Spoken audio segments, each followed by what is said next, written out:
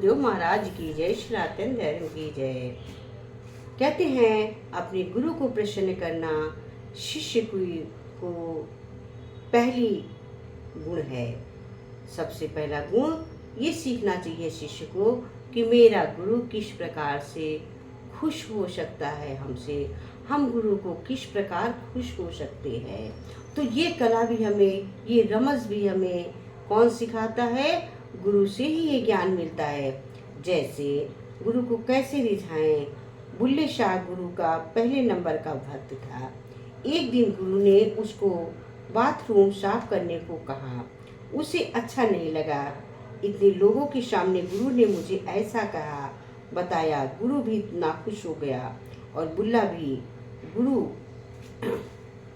को छोड़कर चला गया। बाद में उसने सोचा गुरु को तो रिझाना ही होगा।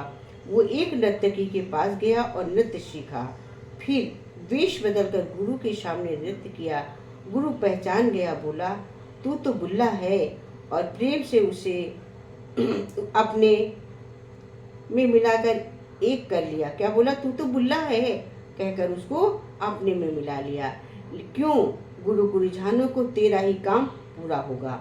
कहते गुरु को जब रिझाओगे तो अपना ही काम पूरा होगा। उससे गलती हो गई, उसने सोचा अब क्या करें, अब तो मैंने नहीं किया बाथरूम सफा, अब उनको कैसे रिझाएं। लेकिन एक कला होनी चाहिए कि अगर हमसे गलती, क्योंकि गलती तो इंसान से होती ही है।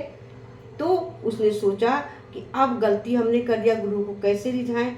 तो उस बुल्ले ने क्या किया, नृत्य का नृत्य सीखा और करके दिखाया, जिससे गुरु समझ गए। बोले कोई बात नहीं, तुझसे गलती हो गई।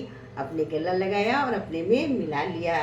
तो कहते हैं कि अगर कोई गलती भी हो जाए तो हम किस प्रकार से गुरु को रिझा सकते हैं, खुश कर सकते हैं। अपने में प्रयत्न सोचना चाहिए कि अब गलती हो गई है। पेरेंट्स भी तो, माता पिता भी तो, भाई बहन भी तो हमारे गुरु होते हैं, बड़े छोटे। तो क्या है, उनको भी तो हम, कोई गलती हो जाती तो उनको किस प्रकार खुश करें।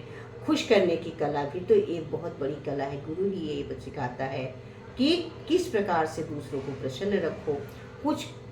ये रमज भी हमको सत्संग से, गुरुवाणी से ही आती है। और ये सिखाता है कि कभी किसी से गुस्सा मत हो, सबको समान रखो, छोटा बड़ा नीचा ऊंचा कोई नहीं है। ये रमज हमें गुरु ही सिखाता है कि रिझाने से तेरा ही भी काम पूरा होगा और उसका भी, दोनों खुश रहोगे। एक गुरु के पास जब कोई ज्ञान सुनाने आता तो गुरु उससे पहले आश्रम के 12 चक्कर लगाओ, फिर ज्ञान मिलेगा। एक आया और कहने लगा 12 चक्कर लगाने में ही शरीर छूट गया तो मैं मुक्त होने के सिवाय तो मर जाऊंगा। क्या गुरु ने अच्छा लगा कि ऐसा शिष्य होना ही चाहिए जो गुरु से ज्ञान निकाले। गुरु को क्या अच्छा लगा? ऐसा ही शिष्य होना चाहिए जो गुरु से ज्ञान निकाले। मतलब है लायक जिज्ञासु। जिज्ञासु था, लायक था। उसने क्या किया? जिसे अपनी मुक्ति की सच्ची लगन है उसे ही गुरु पसंद करते हैं। जिसे अपनी मुक्ति की सच्ची लगन है, उसने क्या कहा? लगाने से ही मेरी जान निकल जाएगी, शांत हो जाऊंगा, जिससे मुझे मुक्ति मिल जाएगी। चलो मैं चक्कर लगाता हूँ 12, जिससे मुझे मुक्ति मिल जाए। एक शिष्य गुरु के पास आया। गुरु ने कहा तुम्हारे शहर में प्याज और चावल किस भाव से मिलते हैं? उसने गुरु से को कहा प्याज और चावल को छोड़कर ही तो आपके पास आया हूँ, आप हमें ज्ञान सुनाइए। गुरु को अपने ज्ञान का निश्चय सुनाओ। क्या है? गुरु को अपने ज्ञान का निश्चय सुनाओ। सिद्धांत है लायक जिज्ञासु से गुरु ही रिश्ता है। इसलिए उसने कहा कि चावल और प्याज को छोड़कर ही तो आपसे ज्ञान लेने आया। तो गुरु खुश हुआ कि ऐसा जिज्ञासु शिष्य ही हमें चाहिए। उसको अपने पास रख लिया। और क्या बोले? गुरु को अपने ज्ञान का निश्चय सुनाओ। यही है विद्वान बालक। एक विद्यालय में अध्यापक ने छात्रों से पूछा कि तुम बता सकते हो ईश्वर कहाँ रहता है?